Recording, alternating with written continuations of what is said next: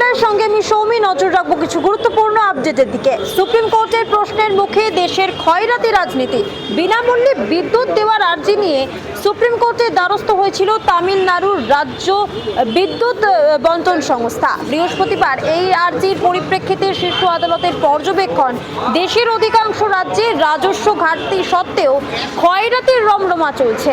মামলাটির শুনানি হয় দেশের প্রধান বিচারপতি সূর্যকান্ত, বিচারপতি জয়মালা বাগচি, বিচারপতি বিপুল এম পাঞ্চলির বেঞ্চে। ভোটের আগে বিজেপিতে ভাঙন, কার্শিয়াংয়ের বিজেপি বিধায়ক বিষ্ণু প্রসাদ শর্মা যোগ দিলেন তৃণমূলে।